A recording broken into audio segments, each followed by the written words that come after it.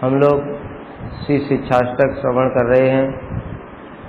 उसमें हम लोग सुन रहे थे पहला श्लोक, चेतो दर्पण मार्जनम भव महादावाग्नि निर्वापणम श्रेय कैरव चंद्रिका वितरणम विद्या वधु जीवनम आनंदाम्बुधिवर्धनम प्रतिपदम पूर्णामृतास्वादनम सर्वात्म स्नपनम परम विजयते श्री कृष्ण संकीर्तनम। तो हम लोगों ने अभी तक सुना भव महादावाग्नि क्या है। यह संसार दावानल है। अभी तक बहुत सारे लोगों को शास्त्र की बातों में विश्वास नहीं होता है, तो खुद ही अनुभूति कर सकते हैं। अभी इंडिया पाकिस्तान का युद्ध चल रहा है, उसमें थोड़ा बॉर्डर पर चले जाओ, अपने आप पता चल जाएगा कि यह संसार कैसे दावानल है। उसके बाद में आगे बढ़ते बढ़ते विद्या वधु जीवनम हम लोग ने सुना। उसमें श्रील भक्ति विनोद ठाकुर एक विशेष बात बता रहे हैं कि भजन साधन करते करते जीव के स्वरूप का शुद्ध चिन्मय शरीर को यहाँ तक कि अधिकार भेद से मधुर रस आस्वादन योग्य शुद्ध चिन्मय गोपी देह तक को भी प्रकट करा देती हैं। भजन साधन करते करते श्रद्धा, साधु संग, भजन क्रिया, अनर्थ निवृत्ति, निष्ठा, रुचि, आसक्ति, भाव, प्रेम, भाव अवस्था में गोपी देह भी प्रकट हो जाएगा और प्रेम अवस्था में फिर एक शरीर प्राप्त होगा जहाँ पर कि कृष्ण स्वयं लीला कर रहे होंगे। अतः श्री कृष्ण कीर्तन विद्या रूपिणी वधु के जीवन स्वरूप है, यह सिद्ध हुआ। विद्या वधु मतलब यहाँ पर बताया श्री कृष्ण के लीला विलास वर्णन के प्रसंग में स्वरूप शक्ति का श्री कृष्ण वधुत्व, स्वरूप शक्ति अर्थात श्रीमती राधा रानी, वही श्री कृष्ण वधु हैं। जैसे हम लोग श्रीमद् भागवत में भी सुनते हैं, विक्रीडितम ब्रज वधु विहृदम च विष्णु श्रद्धान्वितो अनुसृणुयाद वर्णयेदिह भक्तिम पराम भगवती प्रतिलभ्य कामम हृदय रोगम आशु अपहिनोत अचिरेण धीरः। विक्रीडितम ब्रज वधु, ये ब्रज वधुओं के साथ में जो कृष्ण की लीला है, कौन सी रास लीला, इसको जो श्रद्धापूर्वक अनुसरण करता है, अधिकारी व्यक्तियों से श्रवण करता है, उसको पराभक्ति की प्राप्ति होती है और हृदय का काम रोग उसका नष्ट हो जाता है।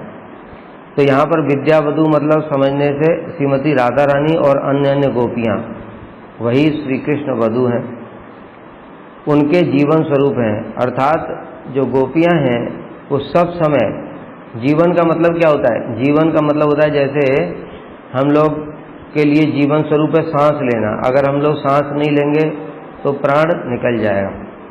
हमारी अगर कोई नाक बंद कर दे, मुंह बंद कर दे तो प्राण निकल जाएगा, मतलब उसके बिना जीवन धारण नहीं कर सकते। इसी प्रकार से जो गोपियां हैं वो प्रति क्षण, जैसे जीवन धारण करने के लिए प्रति क्षण ही हमको सांस लेनी पड़ेगी। ऐसा नहीं कि एक सांस अभी ले लिया, फिर 10 मिनट बाद ले लिया, फिर आधे घंटे बाद ले लिया, ऐसा नहीं, सब समय सांस लेना ही पड़ेगा। इसी प्रकार से हार्ट बीटिंग हम लोग देखते हैं, हार्ट बीट, अगर हृदय 5 मिनट के लिए बंद हो जाए फिर क्या होगा? सब पूरा बॉडी डेड हो जाएगी, पंपिंग बंद, सारे शरीर में ब्लड सर्कुलेशन खत्म, मर गए। तो उसके बिना प्राण धारण नहीं कर सकते, वही जीवन।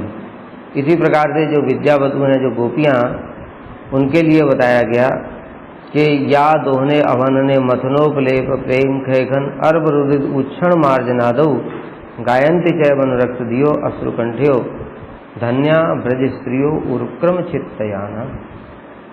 श्रीमद् भागवत का श्लोक बड़ा सुंदर रूप से वर्णन कर रहे हैं कि गोपियाँ गो दोहन करते समय कृष्ण के नामों का कीर्तन करती हैं, गोविंद दामोदर माधवेति। झाड़ू लगा रही हैं, कृष्ण के नामों का कीर्तन कर रही हैं। आंगन को लीप रही हैं, कृष्ण के नामों का कीर्तन कर रही हैं। बच्चों को खिला रही हैं, उनके कृष्ण के नामों का कीर्तन कर रही हैं। चूल्हा चक्की जो कुछ भी काम कर रही हैं वो कृष्ण के नामों का कीर्तन। गायन्ति चैव अनुरक्त दियो, ऐसे नहीं बताए ना, जीवन स्वरूप। जीवन का मतलब क्या होता है? जबरदस्ती नहीं करते, ऑटोमेटिक कर होता है।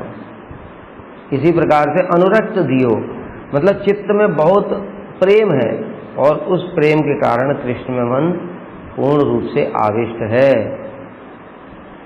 ऐसी जो गोपियां हैं उनके जीवन स्वरूप है श्री कृष्ण नाम, क्योंकि वो कृष्ण तो वन में चले जाते हैं, फिर उनका आश्रय कौन है? कृष्ण का नाम ही तो उनका आश्रय है।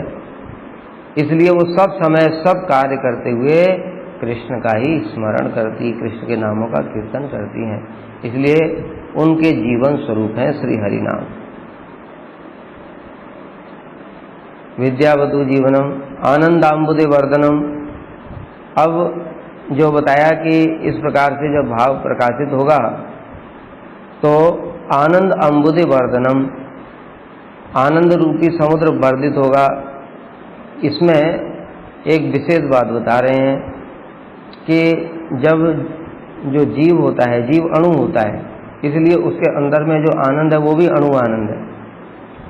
किंतु जब शुद्ध स्वरूप प्राप्त होता है तो भगवान की कृपा से प्रेम अवस्था में जैसे वो पहुंच जाता है तो उसमें ऐसी योग्यता आ जाती है कि उसमें अपार आनंद, आनंद का समुद्र उसको प्राप्त हो जाए। इसी को चित्त शक्ति का बल उसको प्राप्त होता है। चित्त शक्ति का बल प्राप्त होने के कारण अब उसको अपार आनंद प्राप्त हो सकता है। अणुजीव को भी आनंद भी अणु ही है। उस स्थिति में जीव चिन्मय एक रस होकर अर्थात दास से सख्य, वात्सल्य और मधुर, इनमें से किसी एक रस में नित्य स्थित होकर नव नवायमान अनुराग के द्वारा पग पग पर पूर्णामृत का आस्वादन करते हैं। पूर्णामृत आस्वादन बताया यहाँ पर कि ऐसे साधन भजन करते करते भाव अवस्था आती है। भाव अवस्था में कोई एक रस जिसका जैसा है वो प्रकाशित होगा। पिछली क्लास में एक वक्त ने क्वेश्चन किया था कि जो किसी भी व्यक्ति का जैसे भाव है तो भाव आभास भी होता होगा, तो बिल्कुल होता है भाव का आभास। तो भाव आभास कैसे पता चलेगा? कोई व्यक्ति अगर एक ही रस में सब समय बात करता है, चिंतन करता है, तो क्या उससे पता चल जाएगा कि वो भाव आभास है? कहते इससे बिल्कुल पता नहीं चलेगा। उसको पता करने का एक ही तरीका है और वो है उसकी स्टेज कौन सी है, आसक्ति की अवस्था है कि नहीं। आसक्ति की अवस्था में ही भावाभास होगा। जैसे अभी हम लोग ही देखते हैं, हम में से शायद ही कोई ऐसा व्यक्ति हो जो गुरु जी के धारा में है, गुरु जी के संपर्क में किसी प्रकार से भी आया, मतलब गुरु जी के शिष्य इत्यादि के संपर्क में आया, और वो मंजरी के भाव के अतिरिक्त अन्य कोई बात करे, ऐसा कोई व्यक्ति शायद ही हो। सब समय सब मंजरी की बात ही करते हो, सब समय मंजरी की बात कर रहे हैं, लेकिन अभी हृदय में काम, क्रोध, मोह, लोभ, मद, मात्सर्य सब भरा पड़ा है। भजन में निष्ठा नाम की कोई चीज ही नहीं है। हरि नाम करते, बातचीत करते रहते हैं। अब ये क्या भावाभास है? अब तो बात तो एक ही कर रहे हैं मंजरी भाव की, लेकिन ये कुछ नहीं है। इसलिए इसको कुछ भी नहीं समझना पड़ेगा। ये अनर्थग्रस्त साधक का लक्षण है। तो जो साधक है उसके लेवल के हिसाब से हम लोग जज करेंगे। तो अभी देखा जा रहा है कि इसके लक्षण सारे अनर्थग्रस्त के हैं। अब ये जो बोल रहा है, चाहे सख्य रस की बात बोले, चाहे दास रस की बात बोले, चाहे मधुर रस की बात बोले, सब फर्जी है। फिर निष्ठा भी आएगी, निष्ठा भजन में जब निष्ठा आएगी उस समय भी उसके लक्षण होते हैं। निरंतरता भजन में आ जाती है। फिर रुचि आती है। रुचि में उसके अंदर में 3 प्रकार की अभिलाषाएं उत्पन्न हो जाती हैं। प्राप्ति अभिलाषा, सौहार्द अभिलाषा और आनुकूल्य अभिलाषा। तो अब भजन में रुचि आने लगी। अब रुचि के बाद में तब आसक्ति की अवस्था जब आती है उसको भावाभास तब कहा जाएगा। उस अवस्था में वो अपने भाव के अनुसार ही कुछ कुछ साधन भी कर सकता है। जैसे श्री रूप गोस्वामी कहते हैं, सेवा साधक रूपेण सिद्ध रूप है।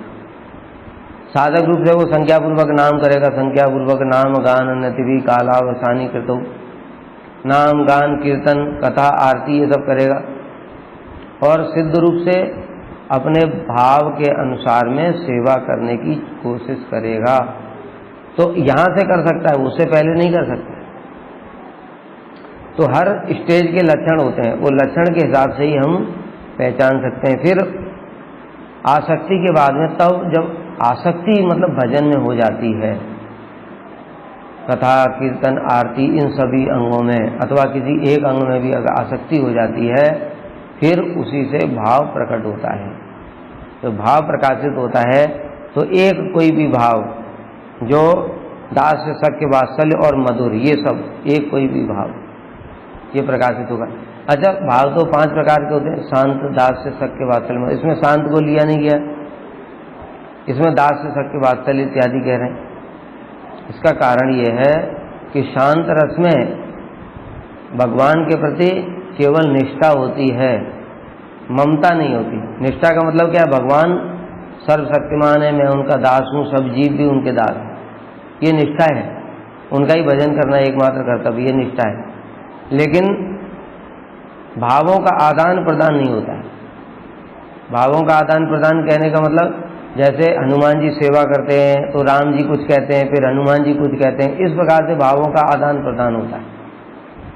लेकिन शांत रस में भावों का आदान प्रदान तभी होगा जबकि ममता होगी, ममता होगी इष्ट के प्रति, तब भावों का आदान प्रदान। जैसे एग्जाम्पल देते हैं कि एक माँ है, उसकी संतान है, तो अब माँ अपने संतान के साथ में भावों का आदान प्रदान, बेटा कैसे हो, क्या हो रहा है, क्या खाया नहीं खाया, वो भी माँ से कुछ बातें बोलता है, तो ये भावों का आदान प्रदान हो रहा है।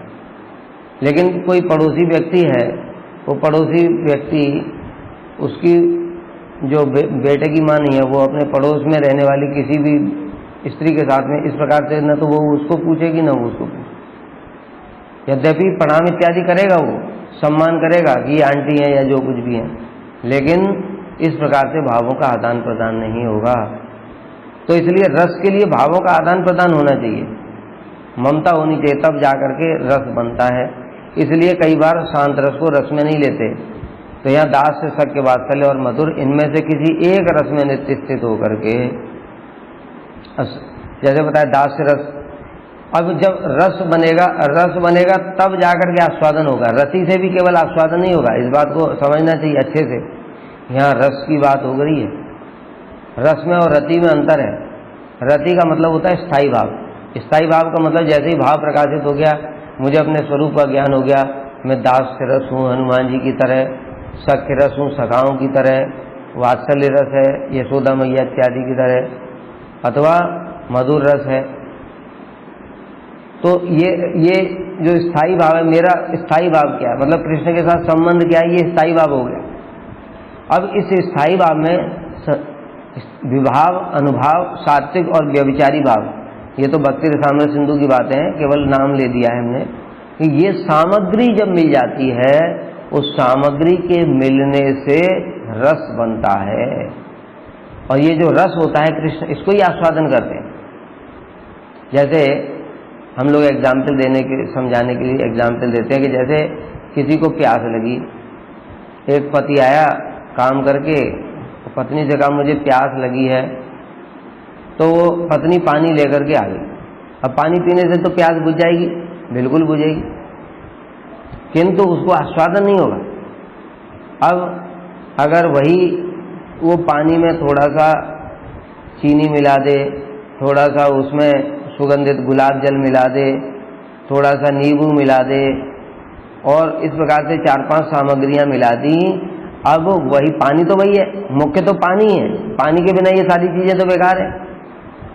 इसलिए स्थायी भाव ही मुख्य है। स्थायी भाव में विभाव, अनुभाव, सात्विक, व्यभिचारी, ये सब मिलता है। मिलने से, वो सामग्री मिलने से रस बन जाता है। अब ये जो रस होता है, इसका आनंद बहुत ज्यादा होता है। यानी कि अब वही पानी दिया था तो 1 गिलास में उसकी तृप्ति हो गई, और ये पूरा शिकंजी ऐसे बना करके दे दिया, अब वो 1 गिलास 2 गिलास थोड़ा और लिया, बड़ा अच्छा लगा, थोड़ी उसमें बर्फ भी डाल दी ठंडा सा करके। अब उसी पानी को ही वो बहुत आस्वादन करके, और आनंद भी उसको ज्यादा होगा, जो पानी पीने से आनंद भी ज्यादा होगा, ज्यादा की इच्छा भी होगी। इसी प्रकार से जो भक्ति रस है, उसमें कृष्ण को आनंद भी बहुत ज्यादा होता है, और इस कारण से उनकी आस्वादन करने की इच्छा भी बहुत ज्यादा होती है। तो ये कोई भी एक रस जो है, जैसे दास रस का एक गुण होता है ममता, अपना एक गुण होता है ममता। शांत रस की निष्ठा, दास रस की ममता। ममता का मतलब होता है भगवान मेरे हैं। अब मेरे हैं प्रभु, जैसे हनुमान जी सोचते हैं प्रभु श्री राम मेरे प्रभु हैं। जब मेरे प्रभु हैं तो उनकी सेवा कौन करेगा? हनुमान जी करेंगे। और सब प्रकार की सेवा मैं ही करूंगा। शांत रस वाले ऐसा नहीं सोचते, जैसे प्रहलाद जी हैं। प्रहलाद जी नरसिंह भगवान की सारी सेवा मैं करूंगा, इस प्रकार की उनकी भावना नहीं होती। वो सोचते हैं भगवान तो सर्वशक्तिमान है, भगवान को भूख नहीं लगती, प्यास नहीं लगती, उनका शरीर चिन्मय है, उनको कोई परिश्रम थकान नहीं होती। जैसे भगवान नरसिंहदेव प्रकट हुए, प्रहलाद जी के लिए इतने सारे असुरों का वध भी किया, उसके बाद में भी थके होंगे कि नहीं थके होंगे? नहीं, प्रहलाद जी की नज़रों में नहीं थके, क्योंकि वो भगवान है, सर्वशक्तिमान है, उनको कहाँ थकान होती है। इसलिए उन्होंने उनको चरण नहीं दबाए, कुछ खाने पीने के लिए पूछा नहीं, उनको भूख प्यास लगाई होगी, इतना परिश्रम किया है, कुछ नहीं, स्तुतियाँ कर रहे हैं, बड़ी सुंदर सुंदर स्तुतियाँ। ऐसा नहीं भगवान को वो प्रिय नहीं है, भगवान को वो भी प्रिय है, सब भक्तों के अनुसार, लेवल के अनुसार भगवान को सब कुछ प्रिय है, लेकिन प्रिय तो है, वशीभूत ऐसे नहीं होंगे जैसे कि हनुमान जी के राम जी हो जाते हैं। क्यों? क्योंकि राम जी को युद्ध हुआ, युद्ध में परिश्रम हुआ, तो हनुमान जी सारी सेवा उनको पंखा करेंगे, प्रभु सो रहे हैं, उनको गर्मी लग रही होगी, इस प्रकार से प्रहलाद जी का भावना नहीं है कि प्रभु को गर्मी लग रही होगी। और जो सिक्योरिटी के लिए अपना पूरा चारों तरफ पूंछ से ऐसे उनका घेरा बना करके उसके ऊपर खुद बैठे हुए, अभी बताओ हनुमान जी की सिक्योरिटी राम करेंगे कि राम की सिक्योरिटी हनुमान जी करेंगे? विचार करने वाली बात है। तत्व से अगर विचार करें, नरसिंह देव की सिक्योरिटी प्रहलाद करेंगे कि प्रहलाद की सिक्योरिटी नरसिंह देव करेंगे? भगवान सबकी सुरक्षा कर रहे हैं, जगत की, अनंत कोटि ब्रह्मांड की, और प्रहलाद की यही भावना है, ये शांत रस, इसलिए बताया इसको रस में नहीं लिया गया। लेकिन जो हनुमान जी हैं वो सोच रहे हैं मेरे प्रभु हैं, अभी कोई रात में कोई निशाचर इनके ऊपर आक्रमण ना कर दे, ये ममता के कारण ऐसा है। तो ये जो सेवाएं हैं, इस कारण से वो सारी सेवा करते हैं, इन सेवाओं के वशीभूत हो जाते हैं भगवान, लेकिन उसमें भी ऐश्वर्य भाव रहता है। अब हनुमान जी तो कृष्ण राम जी को कंधे पर चढ़ा लेंगे, लेकिन राम जी हनुमान जी को कंधे पर नहीं चढ़ा सकते। राम जी अगर कभी बोले भी तो भी उनके मन में कभी ऐसी भावना नहीं आएगी, उल्टा वो कहेंगे प्रभु तो मैं तो आपका दास हूं। और कंधे पर चढ़ाने वाली तो दूर की बात है, भगवान राम उनको गले से लगाते हैं ना, हनुमान गले से, तो गले से भी बड़े संकुचित होकर के लगते हैं, मतलब मैं तो आपका दास हूं, मैं आपके गले से लगने के लिए योग्य नहीं, इस प्रकार भावना रखते हैं। दूसरा होता है सख्य। सख्य रस में शांत रस की निष्ठा होती है, दास्य रस की ममता होती है, और अपना एक गुण होता है निसंकोच भाव। ये निसंकोच भाव बड़ा इंपॉर्टेंट है, क्योंकि जो ब्रज की भक्ति शुरू होती है वो यहाँ से शुरू होती है। अब जैसा अभी बताया, हनुमान जी तो राम जी की सेवा करते हैं, किंतु उनके अंदर निसंकोच भाव नहीं है, अर्थात हनुमान जी सब समय राम जी का जूता खाएंगे, हनुमान जी सब समय राम जी को कंधे पर बिठाएंगे। उल्टा नहीं होगा, राम जी हनुमान जी का जूता नहीं खा सकते, नहीं राम जी कंधे पर हनुमान जी को बिठा सकते हैं, लेकिन ब्रज के सखाओं में निसंकोच भाव होता है, अर्थात अपने जैसा ही मानना, ये बड़ा मुख्य चीज है। अपने जैसा ही मतलब जैसे हम छोटे बच्चे हैं, ऐसे ये कृष्ण भी छोटा बच्चा है। ये नंद बाबा राजा हैं, कोई बात नहीं है, लेकिन जो श्री राम है उसके पिताजी वृषभानु है, उनके पास तो 10 लाख गाय है, तुम्हारे पिताजी के पास तो 9 लाख गाय है। हम तुमसे किसी चीज में कम नहीं है, देखो सीधी सी बात ये है। कृष्ण के सखा लोग ऐसा भाव न रखते, हम तुमसे किसी चीज में भी कम नहीं है। और खेलते खेलते कृष्ण अगर हार गए तो कृष्ण को भी बोलते हैं कि भैया देखो तुम हार गए हो, चलो बैठ जाओ, घोड़ा बन जाओ, अब हम तुम्हारे ऊपर चढ़ेंगे, क्योंकि जब हम हारे थे तो तुम भी घोड़ा बने थे, हम घोड़ा बने थे तो हमारे सिर ऊपर चढ़े थे, तो अब तुमको भी घोड़ा बनना पड़ेगा या कंधे पर चढ़ना पड़ेगा। तो इस प्रकार से कृष्ण अगर कहते नहीं नहीं मैं नहीं, तुम्हें अपने कंधे पर मैं नहीं बिठा सकता, तो फिर सखा लोग उनका बाइकआउट कर देंगे, कहेंगे भैया देखो इसको अब कल से नहीं हम अपने साथ खिलाएंगे, क्योंकि ये अपना चांस तो ले लेता है, जब हमारा चांस आता है तो ये देता नहीं है, इसलिए अब हम इसको अपने टीम में नहीं रखेंगे। अभी पूरा समाज से बहिष्कार कर दिया कृष्ण का। ऐसा हनुमान जी क्या स्वप्न में भी सोच सकते हैं? कभी नहीं सोच सकते। यही सख्य रस है, इसको कहते हैं निसंकोच भाव। अभी झूठा भी खिला देते हैं कृष्ण को, कोई सखा आया, देखा पकौड़ा खाया, थोड़ा घर से पकौड़े लेकर के आया, चेक किया, अरे बड़ा टेस्टी है कन्हैया, देखो खाया, पहले अपना टेस्ट कर लिया, वही पकौड़ा जो बचा है झूठा तो वही उसके कृष्ण के मुंह में डाल दिया।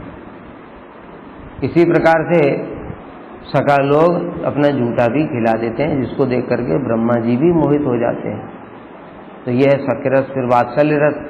वात्सल्य रस में है ये तीन नीचे वाले, शांत की निष्ठा, दास की ममता, सख्य का निसंकोच भाव, और अपना एक गुण होता है पाल्य भाव। और एक चीज और याद रखनी चाहिए कि देखो जो ऊपर वाला जो रस है उसमें नीचे वाले तो रस के गुण होंगे ही, और वो अधिक मात्रा में होंगे। मतलब जो शांत की निष्ठा है, तो दास्य में निष्ठा और ममता दोनों है, तो इसमें जो निष्ठा होगी वो शांत वाले से ज्यादा होगी। सख्य में निष्ठा, ममता और निसंकोच भाव, तो सख्य में जो निष्ठा और ममता होगी वो हनुमान जी से ज्यादा होगी। इसी प्रकार से पाल्य भाव है। पाल्य भाव मतलब जो यशोदा मैया, नंद बाबा इत्यादि हैं, उनका वात्सल्य भाव है, उसमें शांत की निष्ठा है, वात्सल्य का, दास्य की ममता है, सख्य का निसंकोच भाव है। ये सब नीचे वालों से भी और ज्यादा होगा, सखाओं से भी ज्यादा होगा। और अपना एक भाव पाल्य भाव। पाल्य भाव का मतलब होता है कृष्ण मेरे पाल्य हैं, हम इनके पालक हैं। मतलब ये हमारा छोटा बच्चा है, अगर हम इसको खिलाएंगे तो खाएगा, नहीं खिलाएंगे तो भूखा रहेगा, रोता रहेगा, लेकिन अपने आप लेकर के नहीं खा सकता है। इसलिए कृष्ण रोना शुरू कर देते, जब उनको भूख लगती रोना शुरू कर देते। तो यशोदा मैया फिर उनको गोद में लेकर के खिलाती हैं, उनको नहलाती हैं, उनको जगाती हैं, सब कुछ वही करती हैं। ये होता है पाल्य भाव। और उसमें पाल्य भाव जब बताया कि पाल्य भाव है तो हम पालक हैं इनके, तो उनको आदेश भी प्रदान करते हैं। जैसे नंद बाबा आदेश देते हैं, जाओ कन्हैया मेरे जूता लेकर के आओ, तो कृष्ण उनके पादुका को सिर के ऊपर में रख करके लेकर के आते हैं। इस प्रकार से पाल्य भाव होता है। और मधुर रस। मधुर रस मतलब हो गया शांत की निष्ठा, दास्य की ममता, सख्य का निसंकोच भाव, वात्सल्य का पाल्य भाव, और अपना एक गुण होता है सर्वांग सेवा। सर्वांग सेवा मतलब समस्त जो अपने अंग हैं, श्रीअंग, उन सबके द्वारा ही कृष्ण की सेवा करती हैं गोपियां। और ये जो मधुर रस है ये सर्वोत्तम है, क्योंकि इसमें नीचे वाले रसों के सारे गुण अधिक मात्रा में होंगे और अपना भी एक एक्स्ट्रा गुण है। तो ये जब एक कोई रस बन जाता है, ये अब कहाँ से बात चल रही थी? ये बात चल रही थी हमारी साधन से।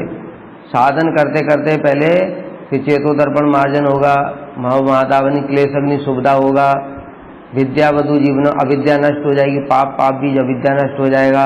उसके बाद और ऊपर बढ़ेगा विद्यावधु जीवनम, फिर भाव प्रकाशित होगा, भाव प्रकाशित होकर के प्रेम अवस्था होगी, रस बनेगा।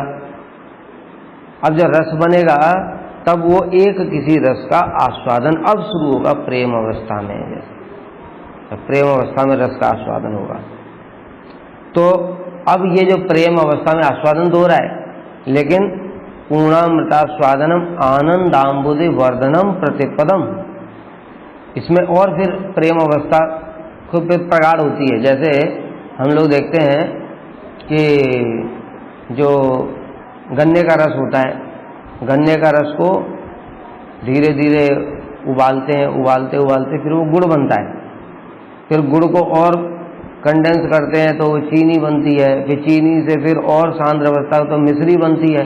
इस प्रकार से उसका आस्वादन भी बढ़ता जाता है। इसी प्रकार से जो प्रेम अवस्था है वही प्रगाढ़ होते होते प्रेम में और सांद्र हुआ, स्नेह हुआ, स्नेह के बाद में प्रेम, स्नेह, मान, प्रणय, राग, अनुराग अवस्था को प्राप्त हो जाता है। अनुराग अवस्था का मतलब होता है सदानुभूत या कुर्याद नवनवम प्रियम रागो भवन नवनवासु अनुराग तीर्यते। रूप गोस्वामी अनुराग की परिभाषा बताते हैं, सदा अनुभूतः, जो सब समय अनुभूत होता रहता है, अर्थात जैसे कृष्ण का दर्शन है, गोपियां सब समय उनके दर्शन करती रहती हैं, लेकिन कुर्याद नवनवम प्रियम, कृष्ण का दर्शन रोज रोज करने पर भी उनको ऐसा प्रतीत होता, अरे मैंने तो इनको पहली बार देखा है। राधा जी हैं, कृष्ण के साथ में उनका सब समय रोज ही मिलन होता है, किंतु फिर भी जब मिलने के बाद में फिर उनसे सखियां बात करती हैं तो वो कहती हैं कि ये कौन है, मैंने तो इनको पहली बार देखा। राधा जी कृष्ण से मिलकर के आ रही हैं और ललिता जी ने उसी समय कृष्ण की कोई बात की तो राधा जी कहने लगी ये कौन है, मैं तो इनको नहीं जानती। कहते तुम इनसे पहले कभी नहीं मिली? कहते नहीं मिली। कहते अभी अभी तो मिल करके आ रही। कहते अच्छा सच में? मुझे तो तुम्हारी बात पर विश्वास ही नहीं हो रहा है। तो इस प्रकार से सदानुभूत सदैव अनुभूत होने पर भी यह नवनवम प्रियम जो नवायमान रूप में प्रतीत होता है, रागो भव नवन नवः, इस प्रकार से जो राग है मतलब प्रेम वो नवायमान रूप में उसी को अनुराग कहते हैं। तो जब ये अनुराग की अवस्था आएगी तब जाकर के आनंदाम्बुदे वर्धनम प्रतिपदम पूर्णामृता स्वादनम, तब ये आनंद का जो सागर है वो प्रतिक्षण बढ़ता ही चला जाए और पूर्ण अमृत आस्वादन होगा। रूप माधुरी, गुण माधुरी, लीला माधुरी, ये सब नित्य नवायमान रूप में ही प्रतीत होंगे।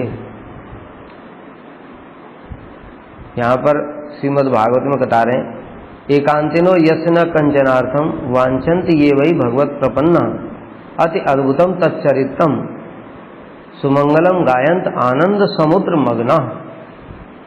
एकांत रूप में भगवान के शरणागत भक्त समस्त कृष्ण इतर वासनाओं से शून्य होकर, समस्त कृष्ण इतर वासनाओं से शून्य मतलब कृष्ण के अतिरिक्त जो कुछ भी इस जगत की चीजें हैं, चाहे वो भोग की हो चाहे वो मोक्ष की हो, साहिज मुक्ति इत्यादि, इन सब को भी छोड़कर, यहाँ तक कि बैकुंठ के सुख को भी छोड़ करके जो कृष्ण के अद्भुत मंगल चरित्र का सुखपूर्वक संकीर्तन करते हैं वो सब समय आनंद के समुद्र में डूब जाते हैं। तो इस प्रकार से ये आनंदाम्बुदे वर्धनम प्रतिपदम पूर्णामृतास्वादन, अब ये पूर्ण अमृत आस्वादन तभी होगा, इसके पहले पूर्ण अमृत आस्वादन नहीं होगा। देखो भाव अवस्था में भी यद्यपि जो भाव है रति है वो भी आस्वादन ही बताई गई है, वो भी आस्वादन होता है उसका, लेकिन वो इतना अधिक आस्वादनीय नहीं है क्योंकि उसमें रस नहीं है। इसलिए हमने अभी पहले बताया था कि जब भाव प्रकट भी हो गया तब भी यद्यपि रति आस्वादनी है लेकिन आस्वादनी होने पर भी कृष्ण को इतना वशीभूत नहीं कर सकता क्योंकि रस नहीं बना भी।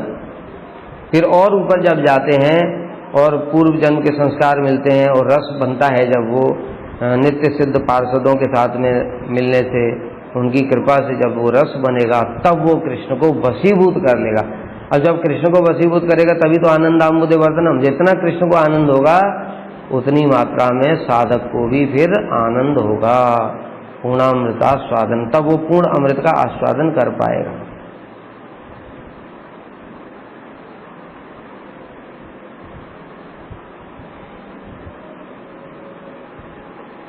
पूर्णामृतास्वादनम सर्वात्म स्नपनम परम विजयते श्री कृष्ण संकीर्तनम। सर्वात्म स्नपनम, अब यहाँ पर एक बात और बता रहे हैं, स्नपनम का मतलब होता है भीतर बाहर से पूर्ण रूप से शुद्ध हो जाना, पवित्र हो जाना। अब यहाँ पर अभी जो बताया कि प्रेमी जीव माधुरी के निरंतर पान करते रहने पर भी सदा अतृप्त बने रहते हैं, ये प्रेम की अवस्था होती है कि सब समय आस्वादन करने पर भी अतृप्ति रहती है, ये भक्ति का लक्षण।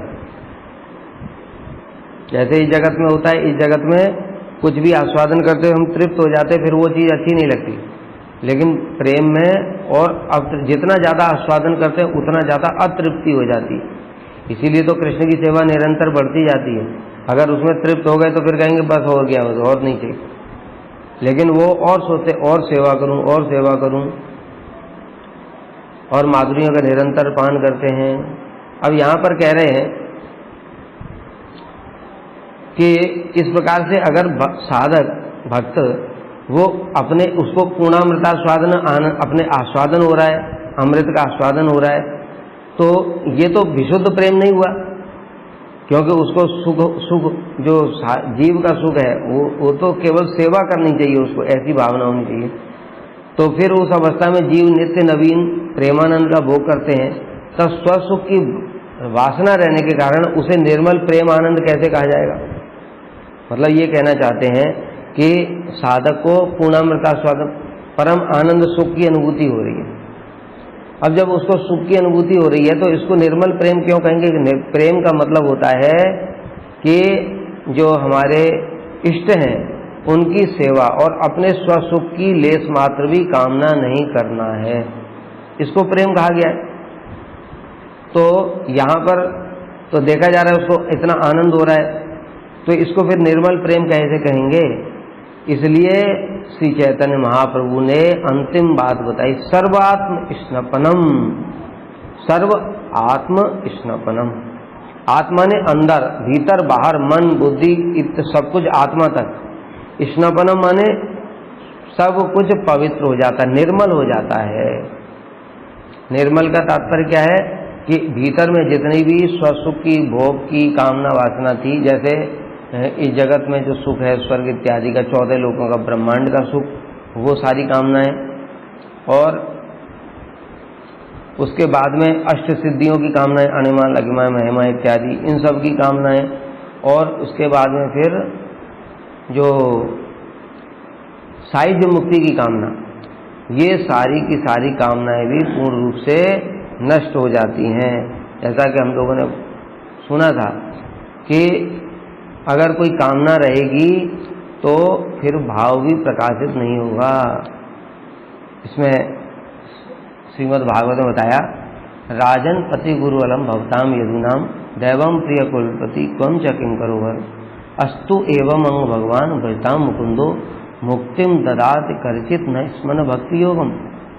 जो भाव भक्ति है, भाव भक्ति के 2 लक्षण बताए, क्लेशग्नि सुविधा, मोक्ष लघुता कथा, सुदुर्लभा।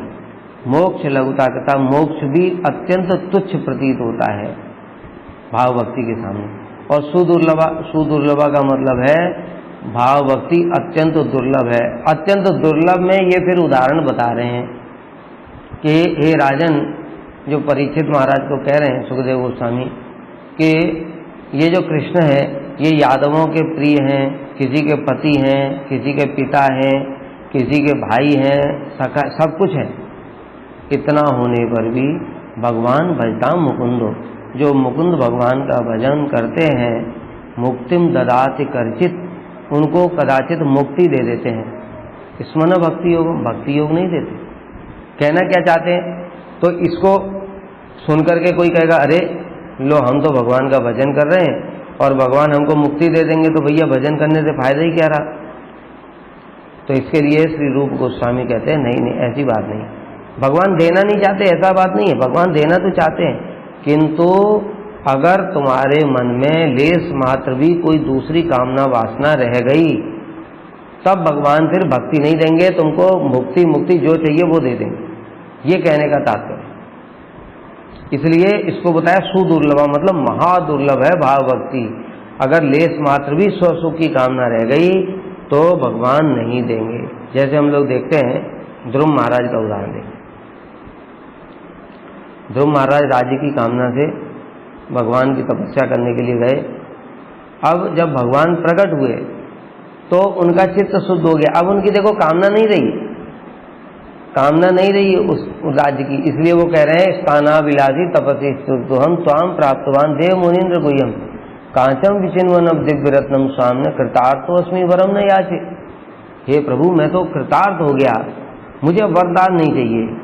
तो ये देखो जब चित्त शुद्ध हुआ तभी वो भगवान के धाम जा सकते हैं, लेकिन क्योंकि वो उस इच्छा से आए थे इसलिए भगवान ने कहा नहीं बेटा ध्रुव तुमको वो राज्य भी भोग करना पड़ेगा। और वो राज्य भोग करने, देखो अब सब कुछ भक्ति करने से देखो लाभ कितना है। राज्य भोग करने की इच्छा थी उनकी, वो इच्छा भी खत्म हो गई, राज्य भी मिल गया। भोग नहीं करना चाहते फिर भी राज्य मिल गया, भगवान ने दे दिया हजारों वर्ष तक।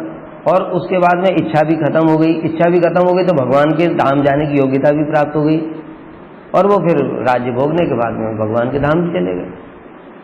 तो इस प्रकार से हम देखते हैं कि सर्व आत्म स्नपनम, जो भजन करने से धीरे धीरे जब भीतर बाहर से चित्त शुद्ध हो जाता है, जब चित्त शुद्ध हो जाता है तो फिर कोई इच्छा बची नहीं, नहीं तो भोग की इच्छा बची, न सिद्धियों की इच्छा बची, और न ही सायुज्य मुक्ति इत्यादि की इच्छा बची, अथवा वैकुंठ की मुक्ति की भी इच्छा नहीं बची।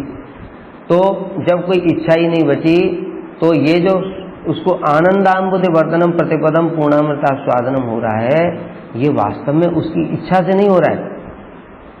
ये किसके कारण हो रहा है? ये हो रहा है वस्तु के स्वभाव के कारण। वस्तु का स्वभाव जैसे विष है, विष के अगर कोई पान कर लेगा, चाहे वो जाने में करे या अनजाने में, कोई छोटा बच्चा है बहुत छोटा, उसको पता नहीं है ये बोतल में रखा है, चूहे मारने की दवा रखी थी घर वालों ने, और छोटा बच्चा आया उसने पी लिया सिरप समझ के। अब जो विष है वो बोलेगा अरे ये तो बच्चा है, इसने मुझे कब सिरप समझ के पी लिया, मैं इसको नहीं मारूंगा। विष का स्वभाव है, वो मार देगा। इसी प्रकार से अग्नि में कोई छोटा बच्चा अगर हाथ दे देगा तो अग्नि नहीं जलाएगी, उसे जलाएगी। इसी प्रकार से जब कृष्ण की सेवा होती है, जब ये बताया कि उसका भाव प्रकाशित होगा, उसके बाद रस बनेगा, दास से सख्य वात्सल मधुर कोई एक रस, और रस बनने के बाद में जब वो कृष्ण की सेवा करेगा तो कृष्ण की सेवा के फल स्वरूप वो रेसिप्रोकेट होगा, और उसके फलस्वरूप उसके हृदय में ऑटोमेटिक आनंद होगा। आनंदाम्बुधि वर्धनम, कैसा आनंद होगा? पूर्णामृता स्वादनम, प्रतिक्षण वो बढ़ने वाला आनंद होगा। क्योंकि इस जगत में ऐसा और कोई आनंद नहीं होता। अभी हमने पहले भी उदाहरण दिए थे कि हमको रसगुल्ला अच्छा लगता है, एक खाया, दो खाया, तीन खाया, चार का पांच, अब हमारा आनंद घटता ही जा रहा है, घटता ही जा रहा है, इतना घट जाएगा कि बस उल्टी हो जाएगी। इस जगत में सोते जा रहे, कितना सोगे? कहते बहुत दिनों से सोया नहीं, चलो ठीक है 24 घंटे, 36 घंटे, 48 घंटे, अब उसके बाद कितना? अब भूख लगेगी, उठोगे नहीं। अब कोई कहेगा नहीं नहीं सो जाओ, तुम तो बहुत दिनों से सोए नहीं हो, फिर क्या कहेगा? अरे पहले भाई खाने को दे दो कुछ, तो उससे भी उब गया। अब खाने को दिया, कहते सारे दिन खाओ ना, 3 दिन से तुमने कुछ खाया नहीं, सारे दिन खाते रहो, वो भी नहीं कर सकता है। तो इस जगत में ऐसा कोई भी आनंद नहीं है जिसको वो सब समय करता रहे, मतलब बढ़ता रहे वो आनंद। लेकिन भक्ति का आनंद ऐसा ही है। इसलिए तो भगवान, क्योंकि भक्ति जो है भगवान की स्वरूप शक्ति है, स्वरूप शक्ति भी भगवान अनंत है, स्वरूप शक्ति भी अनंत है। इसलिए वो प्रतिक्षण, जैसे भगवान रसो वैसा, रस के सागर है, वो सागर में प्रतिक्षण तरंगें बढ़ती जाती, कोई खत्म ही नहीं होती। उसी प्रकार से जो उनका आनंद है भक्तों का, वो भी पूर्णामृता स्वादनम, और बढ़ता जाता, आनंदाम्बुधि वर्धनम, बढ़ता ही चला जाता है, उसकी कोई सीमा नहीं होती। तो इस प्रकार से जो जीव है उसको आनंद जो प्राप्त हुआ, वो किस लिए प्राप्त हुआ? इसलिए प्राप्त हुआ क्योंकि भगवान का स्वभाव ही ऐसा है। भगवान आनंदमय है, इसलिए आनंदमय वस्तु को जो स्पर्श करेगा उसको ऑटोमेटिक आनंद प्राप्त हो जाएगा। जैसे एग्जाम्पल एक और देता हूँ कि हम लोग मान लो बिजली का जो तार होता है, वो तार को स्पर्श करेंगे तो अब ऑटोमेटिक झटका लगेगा, कुछ करो या मत करो, बस खाली तुमको टच करना है। टच करने से ऑटोमेटिक करंट लगेगा, पूरे बॉडी में करंट पहुंच जाएगा, पूरा झंझन शुरू हो जाएगा। तो ये हुआ क्यों? वस्तु का स्वभाव है। इसी प्रकार से जो कृष्ण है वो रसो वैसह, मतलब इतना रस है उसकी हम कल्पना भी नहीं कर सकते। तो जब उनके साथ में स्पर्श होगा, स्पर्श का मतलब क्या? सेवा द्वारा स्पर्श। जब बताया शांत दास से सख्य वात्सल मधुर रस, और किसी एक रस में जब उनकी सेवा करेंगे तो उनका स्पर्श हुआ, उसके फलस्वरूप उनका जो अंदर का जो आनंद है, जब कृष्ण को आनंद होगा तो वो आनंद हमारे हृदय में भी ऑटोमेटिक आ जाएगा। इसलिए जो मंजरियां सेवा करती हैं उनके अंदर स्वसुख की लेस मात्र भी कामना नहीं होती, वो केवल राधा कृष्ण का सुख चाहती हैं, वो कृष्ण से स्वतंत्र रूप में मिलती नहीं है, तब भी उनको आनंद इतना होता है, बहुत ज़्यादा आनंद होता है। इसी कारण से अगर आनंद ही नहीं होगा तो सेवा भी नहीं करेगा कोई। अब यहाँ पर बता रहे हैं भागवत में, संकीर्त मानो भगवान अनंतः सुतानुभावो व्यसनम ही पुंसाम प्रविश्य चित्तम विदुनोत अशेषम यथा तमो अर्को अभ्रमिवातिवातः। अब बता रहे हैं सर्व आत्मस्नपनम कैसे होता है, मतलब भीतर बाहर से शुद्धि कैसे होती है। भगवान श्री हरि के नाम संकीर्त मानो, जब भगवान के नाम का कीर्तन करते हैं, नाम कहने से नाम रूप गुण लीला इत्यादि, भगवान अनंता, भगवान जो अनंत हैं, श्रुतानुभावो व्यसनम पुंसाम, तब उनके हृदय प्रविश्य चित्तम, भगवान उनके चित्त में प्रविष्ट कर जाते हैं, प्रवेश कर जाते हैं। विधुनोति अशेषम, धुनोति, धुनोति माने होता है साफ करना, विधुनोति माने विशेष रूप से साफ करना। ये क्या है भी बताएंगे। कैसे उसके हृदय में बैठ करके वे साफ कैसे करते हैं। यथा तमो अर्को, जैसे अंधकार को सूर्य साफ कर देता है। और अंधकार को सूर्य कैसे साफ करता है। अब सूर्य की किरणें जहां जहां पर पहुंची वो अंधकार पूरा खत्म हो गया। लेकिन अभी यहां पर उदाहरण दिया सूर्य का, लेकिन वो फिट नहीं है, क्योंकि फिर सूर्य अस्त हो गया तो फिर अंधकार आ गया। लेकिन यहाँ पर विधुनोति, जो भगवान किसी के हृदय में बैठ जाते हैं जाकर के, तो जड़ समूल सहित, मतलब अंधकार का जो मूल है, जो बताया था पाप, पाप का मूल पाप बीज, और पाप बीज का मूल अविद्या, अज्ञान, अज्ञान रूपी अंधकार। इसलिए गुरु जी के लिए बोलते हैं ना, अज्ञान तिमिरांधस्य ज्ञानांजन शलाकया चक्षुरुन्मीलितम येन तस्मै श्री गुरुवे नमः। अज्ञान रूपी अंधकार को दूर कर देते हैं विशेष रूप से, मतलब सब समय के लिए, और ज्ञान चक्षु प्रदान कर देते हैं, चक्षुदान दिला जी। तो इसी प्रकार से जो भगवान है वो हृदय में बैठ जाते हैं और जो अविद्या है वो संपूर्ण रूप से दूर कर देते हैं, जीव को स्वरूप की उपलब्धि हो जाती है। और हृदय में जितना भी विधुनोति, क्योंकि व्यसनम, जितने भी व्यसन है भीतर में, अर्थात व्यसन मतलब अनर्थ, काम, क्रोध, मोह, लोभ, मद, मात्सर्य इत्यादि। कुटीनाटी, कुटीनाटी माने कपटता। कपटता किसको कहते हैं। भीतर में कुछ सोच रहा है, बाहर में कुछ और कर रहा है, इसको कपटता कहते हैं।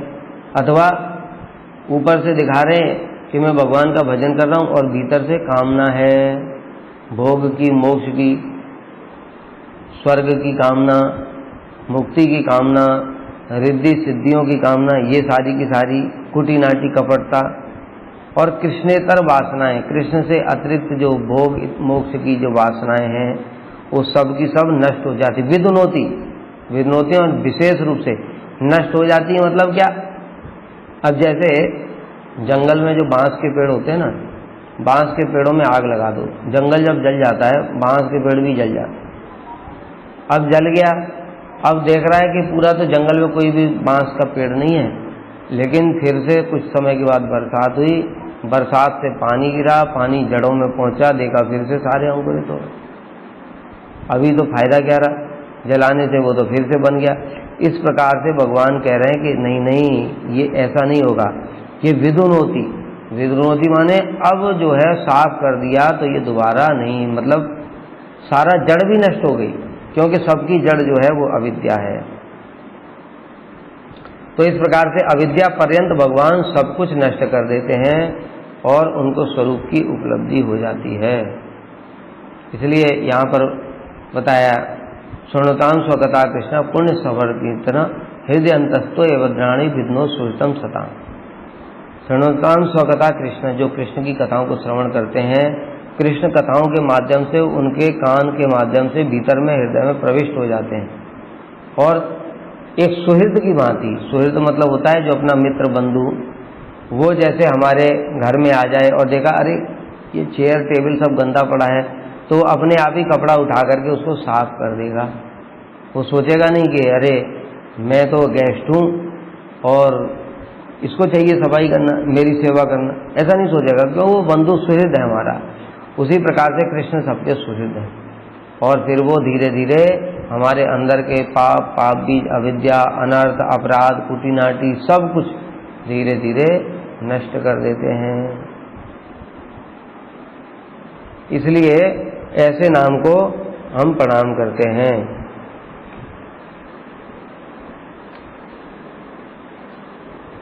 सर्व आत्मसंपन्नम परम विजयते श्री कृष्ण संकीर्तनम।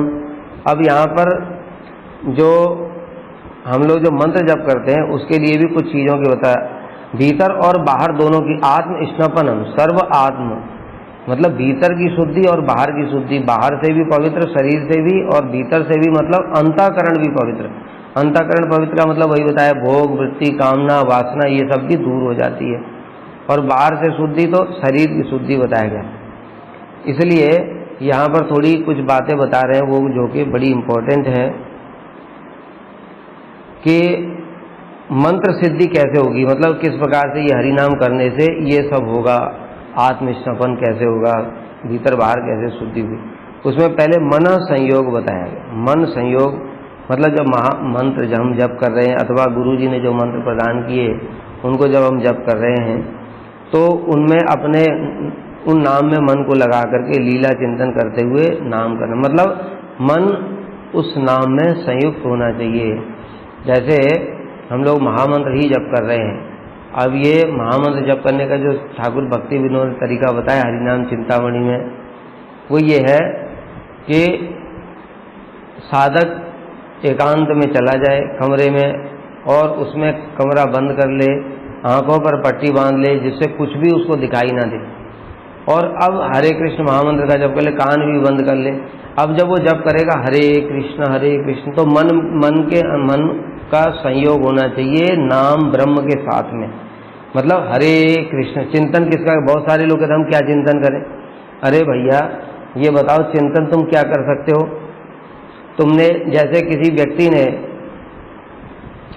किसी चीज को देखा है, जैसे मैं बोलूं तुम आम का चिंतन करो, बोलने के साथ ही साथ आम का चिंतन होना शुरू हो गया।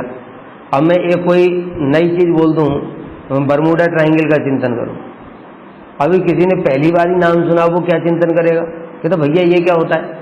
इसी प्रकार से क्योंकि हमने कभी उसको देखा ही नहीं। अरे कोई दिखाएगा तब तो हम उसका फिर चिंतन कर लेंगे, फोटो भी दिखा दे या वीडियो दिखा दे तो हम चिंतन कर लेंगे। अभी तुमको कृष्ण का क्या चिंतन क्या करो, कृष्ण को तो कभी देखा ही नहीं। तो जो तो फोटो में यानी कि जो विग्रह में हम लोग सेवा करते हैं केवल उनका ही चिंतन करना चाहिए, अथवा जो हमारे गुरुवर्ग जैसे श्रील स्वामी महाराज, श्रील गुरुदेव, इन सब ने जो फोटो बनाया वही चिंतन करना चाहिए, कर सकते हो।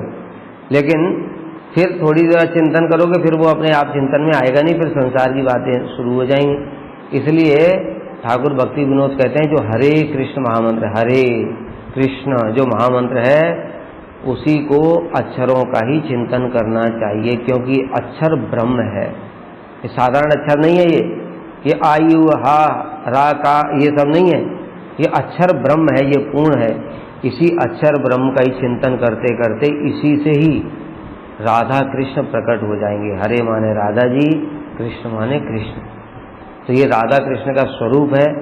प्रत्येक मंत्र ही ऐसा होता है, उसका एक स्वरूप होता है, और उसी जब सिद्धि की अवस्था आती है तो उसी मंत्र के अक्षरों से ही, क्योंकि कृष्ण ही स्वयं नाम अक्षर रूप में प्रकट हुए हैं, तो इसलिए इनका चिंतन करना चाहिए। मन संयोग, मन को उसमें लगाना चाहिए। इसलिए बहुत सारे लोग होते थे हरि नाम कर रहे हैं, कोई मोबाइल चला रहा है, कोई इधर देख रहा है, कोई उधर देख रहा है, तो चिंतन कहाँ से होगा। इसलिए जल्दी मंत्र में भी शक्ति नहीं आती।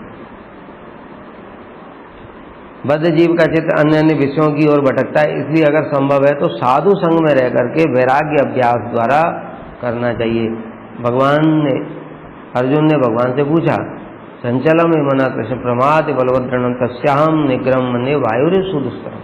हे प्रभु, ये मन तो बड़ा चंचल है, इसको वश में करना वायु को वश में करने के समान कठिन है। तो भगवान ने क्या बोला, असंशयम महाबाहो मनो दुर्निग्रहम चलम। हे महाबाहु, तुमने जो बोला वो ठीक बात है, मन को वश में करना बड़ा मुश्किल है। अर्जुन ने कैसे दिया, उदाहरण दिया जैसे वायु को वश में नहीं कर सकते, ऐसे मन को वश में नहीं किया जा सकता। लेकिन फिर भगवान ने उपाय बताया, अभ्यासेन तु कौनते वैराग्येन चक्र। अभ्यास और वैराग्य के द्वारा ये मन को भी वश में किया जा सकता है। अभ्यास का मतलब जैसे बताया, अब हम नाम करने के लिए बैठे, फिर हम घर में क्या करना चाहिए, जैसे बताया, या तो ठाकुर जी का फोटो रख लो, जो विग्रह जो सेवा होती है, अथवा जो हमारे गुरु जी ने सेवा कुंज का फोटो बनवाया वो रख लो, अथवा किसी के पास वो नहीं है तो भी चिंता की बात नहीं है, जो हरे कृष्ण महामंत्र का स्टिकर है वही रख लो और उसको चिंतन करो। बस हरे कृष्ण महामंत्र जप करते हुए उसको स्मरण करो, उसको कीर्तन करो, उसको सुनो। तीन काम अपने साथ, श्रवण कीर्तन, इसमें तीनों एक साथ होगा। फिर मन इधर उधर चला जाएगा, इसलिए कह रहे सामने स्टिकर लगा लो, फिर से स्टिकर के फिर देखो, अरे मन कहाँ चला गया, फिर पकड़ करके लाओ, ये अभ्यास है। और वैरागी क्या है? वैरागी मतलब अरे तू भैया तू इतना विषय भोग किया, अनंत काल से भोग करता चला आ रहा है, भाव महादावाग्नि में जल रहा है, फिर भी तुझे शर्म नहीं आती, फिर उन्हीं विषयों को खा रहा है। पुनः पुनः चर्वी चरवणा नाम, जैसे कुत्ता है एक हड्डी को चूसता है, फिर उसके बाद में फिर उसी हड्डी को फिर छुपा दे, फिर चूसता है आकर के, उस चूसने से क्या मिल रहा है उसको? इसी प्रकार से तू बार बार इन विषयों को कब तक खाएगा? ये अभ्यास और वैराग्य।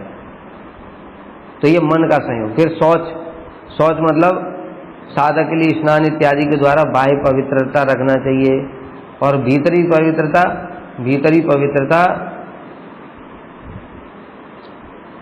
भीतरी पवित्रता तो जो भगवान का भजन करते करते वो ऑटोमेटिक होगी, वो हमारे बस की बात नहीं है। मौन, मौन का मतलब होता है कृष्ण इतर कथा का वर्णन और भगवत कथा का कीर्तन करना ही मौन है। देखो जगत के लोग मौन का, अभी यहाँ पर कुंभ हुआ था तो बहुत सारे मौनी बाबा आए थे, बाबा 10 साल से बोलते नहीं है कुछ, ऐसे करके बोले, लेकिन ये वास्तव में मौन नहीं है। मौन का तात्पर्य है कृष्ण कथा के अतिरिक्त अब अन्य कुछ भी न करना। मतलब कोई व्यक्ति जैसे श्रील प्रभुपाद जी हरि नाम करते हैं, उसके बाद कृष्ण कथा करते हैं, उसके बाद में भक्ति की ही बातें करते हैं, ये पूर्ण मौन है, इसको मौन कहा गया वास्तव। लेकिन जो खाली मुंह बंद करके बैठा हुआ है वो मौन नहीं है। और मन को, चंचलता को रोकना, अनिर्वेद अर्थात अभीष्ट प्राप्ति में विलंब होने से निरुत्साह, जो बताया उपदेशामृत, उत्साहत निश्चयात धैर्य, मतलब भजन में धैर्य रखना पड़ेगा। कारण क्या है? बहुत सारे कारण होते हैं। पहली बात तो ये है, जैसे हम लोग अभी हरि नाम कर रहे हैं, अभी हरि नाम करते हुए हमारा तो अनंत काल से अपराध हो रहा था, तो उन अपराधों के कारण अभी नाम प्रभु अपनी शक्ति को प्रकाशित नहीं कर रहे हैं। इस कारण से हमारे अभी काम क्रोध मोह लोभ भी दूर नहीं हो रहे हैं, जो 3 ताप हैं वो भी दूर नहीं हो रहे हैं। और हम कहीं ऐसा ना हो कि धैर्य छोड़ करके अरे सब बेकार की बात है, ये हरि नाम करने इतने दिन हो गए कुछ हो ही नहीं रहा है, टांग दिया माला। अच्छा एक बात बताओ, टांग दिया तो हो गया क्या? अभी चित्त शुद्ध हो गया टांगने से? तो इसलिए धैर्य रखो। जैसे कोई व्यक्ति है पढ़ाई कर रहा है, अब पढ़ाई कर रहा है तो उसने एग्ज़ाम दिया, तो एग्ज़ाम दिया, वो एग्ज़ाम में सिलेक्शन नहीं हुआ, अब उसने किताब छोड़ करके सब बेकार की चीज़ें। अच्छा ये बताओ किताब छोड़ दिया तो क्या अब क्या एग्ज़ाम में पास हो जाएगा? तो पास होने का तरीका क्या है? पास होने का तरीका पढ़ाई ही है, तो उसको और ज़्यादा पढ़ो और ज़्यादा पढ़ो, इस प्रकार से है, पढ़ते पढ़ते फिर एक दिन पास होगा। तो इसी प्रकार से भक्ति में भी है, धैर्य रखना पड़ता है। कई बार तो जो बताया कि अनर्थ और अपराध बहुत जन्मों के हैं, उनको धीरे धीरे ही दूर होंगे। दूसरी बात, कभी कभी भगवान क्या करते हैं, भगवान भी साधक की थोड़ी उत्कंठा बढ़ाने के लिए कि उसके अंदर दीनता आ जाए, उसको ऐसे फल दिखाते नहीं हैं। कभी रोग व्याधि दे दिया तो उसके मन में क्या आता है, देखो मैं कितना पापी हूँ, मैंने पिछले जन्मों में कितने पाप और अपराध कर रखे हैं कि मैं भजन कर रहा हूँ फिर भी मेरे अंदर इतने रोग व्याधि 3 प्रकार के ताप आ रहे हैं, इसका मतलब मैंने पूर्व में कितने अपराध कितने पाप किए, हे प्रभु मैं महापापी हूँ, मेरे ऊपर कृपा करो। इस प्रकार से उसके अंदर दीनता लाने के लिए भी कभी कभी भगवान ऐसा कर देते हैं। तो उस समय फिर धैर्य छोड़ दिया तो तुमने माला टांग दिया, माला टांग दिया तो अब क्या सिद्धि हो जाएगी? इसलिए धैर्य रखना चाहिए भजन में। और मंत्र जप करने के 5 अंग बताए गए हैं, उसमें मंत्र का अर्थ जान करके पहले मंत्र देवता का स्वरूप जानना चाहिए। मंत्र देवता का स्वरूप मतलब जो हम मंत्र जप कर रहे हैं वो उसका स्वरूप क्या है। हरे कृष्ण महामंत्र में हरे क्या है, राधा जी हैं, कृष्ण क्या है, कृष्ण है, और वो भी संबोधन वाचक, हे राधे हे कृष्ण, इस प्रकार से उसका भाव है। मतलब कातरता पूर्वक हम राधा और कृष्ण को पुकार रहे हैं। इसी प्रकार से हरे राम, कोई राम का मतलब जो है सीताराम वाला समझ लेता है, इसलिए मंत्र का स्वरूप समझना चाहिए, ये राधिका रमण राम है, क्योंकि हरे माने राधा जी हो गई, तो राधा जी के साथ में सीताराम कैसे आ जाएंगे, इसलिए ये राधिका रमण राम, ये मंत्र का स्वरूप जानना। उसके बाद में न्यास होता है। न्यास का मतलब होता है मंत्र अधिपति देवता ही मेरे रक्षक हैं, भगवान ही मेरी रक्षा करने वाले हैं। ये अथवा एक बार उच्चारण करने से ही मंत्र सिद्धि दे सकता है, किंतु फिर भी मंत्र देवता की प्रसन्नता के लिए हम लोगों को गुरु जी ने बताया प्रत्येक मंत्र को 10 बार जप करना है। एक बार से भी सिद्धि हो जाती। मंत्र की इतनी शक्ति है। अजामिल ने तो एक नारायणी जपा था एक बार, तो भी उसके सारे पाप नष्ट हो गए थे। लेकिन फिर भी 10 बार हमको मंत्र जप करना पड़ता है। क्यों? क्योंकि जो मंत्र देवता की प्रसन्नता के भगवान देख रहे हैं, अर्थात हाँ ये मेरा मंत्र ठीक से जप कर। अथवा एक बार में हमारा तो मन सब समय चंचल ही रहता है। अरे 10 बार में कम से कम एक बार तो भगवान का ध्यान करो मंत्र जप करते हुए। तो इसलिए 10-10 बार प्रत्येक मंत्र को बताए। ये न्यास होता है। तीसरा होता है प्रपत्ति। प्रपत्ति का मतलब होता है मैं केवल मंत्र देवता के श्री चरणों का ही आश्रय ग्रहण करता हूँ। मतलब अब मैं राधा कृष्ण के चरणों का आश्रय ग्रहण करता हूँ। इसके अतिरिक्त तो मुझे अब लक्ष्मीपति नारायण की अपि त्यक्त्वा लक्ष्मीपति रतिम इतो व्योमनयनीम, लक्ष्मीपति नारायण के चरणों की भी रति को छोड़ दूंगा। मैं रामचंद्र जी के चरणों की रति को भी छोड़ दूंगा। केवल कृष्ण के, राधा कृष्ण ही मेरे एकमात्र आराध्य हैं। और उसमें भी जो मंजरी भाव से भजन करना चाहेगा उसका क्या है? मदीशा नाथत्ते व्रज विपिन चंद्रम ब्रजबनेश्वरी मन नाथत्ते। मेरी नाथ केवल राधा जी ही हैं और कृष्ण के साथ में हमारा यही संबंध है कि कृष्ण हमारी जो नाथ हैं स्वामिनी, उनके पति, उनके प्रियतम है। इस प्रकार से भाव होगा। कृष्ण के साथ हमारा डायरेक्ट संबंध नहीं है, राधा जी ही हमारी स्वामिनी है। अगर राधा जी हमसे कुछ कहें कि तुमको क्या चाहिए, अपनी सखी बना दूं, तो रघुनाथ दास गोस्वामी जैसे प्रार्थना करते हैं, पदाब जो तब बिना दास नान्यत कदाप समय किल देवी आचे सख्याय ते मम नमोस्तु नमोस्तु सत्यम दास्याय ते मम रसोस्तु नमोस्तु सत्यम। कि अगर राधा जी कहें कि तुम्हें अपनी सखी बना दूं, तो वो कहते हैं नहीं नहीं, मैं अपनी आपकी सखी नहीं बनना, मुझे अपनी दासी का पद ही दे दो। तो इस प्रकार से एकमात्र मैंने मंत्र देवता अर्थात जो राधा कृष्ण के चरणों का ही आश्रय लिया है, ये प्रपत्ति है। चौथा शरणागति। शरणागति का मतलब होता है आनुकूल्य से संकल्प, प्रातिकूल्य से विभजनम, रक्षिष्यति इति विश्वासो, गोप्तृत्व वर्णम तथा आत्मनिक्षेप कार्पण्य षड्विधा शरणागति। ये 6 अंग होते हैं शरणागति के। मैं कृष्ण, राधा कृष्ण की सेवा के अनुकूल वस्तुओं को ग्रहण करूंगा, प्रतिकूल वस्तुओं को त्याग कर दूंगा। कृष्ण ही एकमात्र रक्षा करने वाले हैं, वही पालन करने वाले हैं। इस प्रकार से जो भावना है 6 शरणागति के अंगों को, वो शरणागति। और अंत में होता है आत्मनिवेदन। आत्मनिवेदन का मतलब होता है मेरा जो सब कुछ है, ये शरणागति अभी हमारी पूर्ण नहीं, अभी हम थोड़ा थोड़ा शरणागति का अभ्यास कर रहे हैं। ये शरणागति भाव अवस्था में पूर्ण रूप में हो जाएगी। तो आत्मनिवेदन उस समय जो होगा, सब कुछ अपना भगवान के चरणों में समर्पित कर दें। अभी ऊपर से बोलते हैं, जैसे मान लो कि ठाकुर जी का है सब कुछ। कोई गृहस्थ भक्त है, वो कहता है सब तो ठाकुर जी का है, सब तो ठाकुर जी का है। अच्छा ठीक है, अभी ठाकुर जी का है तो ठाकुर जी के लिए मंदिर बनवाने के लिए अपना सारा गहने जेवर सब बेच दो। और अभी कोई बेटा अगर इंजीनियरिंग कर रहा है अथवा विदेश भेजना है तो उसके पढ़ाई के लिए सारे गहने जेवर बेच देंगे। अगर कोई बीमार हो गया तो उसके लिए घर भी बेच देंगे, लोन ले लेंगे, सब कुछ करेंगे। और ठाकुर जी के लिए खाली ऊपर से बस ठाकुर सब तो ठाकुर जी का है, ऐसे करके। तो ये अभी आत्मनिवेदन नहीं है, लेकिन धीरे धीरे प्रैक्टिस चल रही है, वो धीरे धीरे ही होता है, इसलिए चिंता करने की कोई बात नहीं है।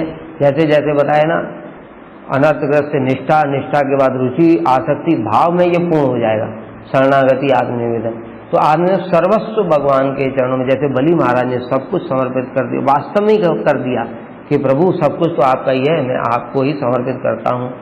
उन्होंने कहा तीसरा पैर कहाँ रखूं, कि प्रभु मेरा सिर तो बचा हुआ है, अभी इसके ऊपर। तो इस प्रकार से उन्होंने संपूर्ण आत्मनिवेदन कर दिया।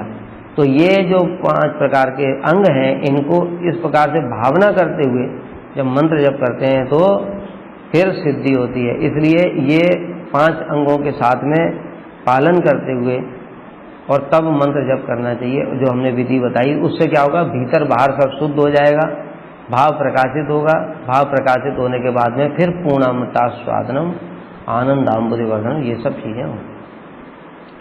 वांछाकल्पतरुभ्यश्च कृपा सिन्धुभ्यैव च पतितानां पावनेभ्यो वैष्णवेभ्यो नमो नमः।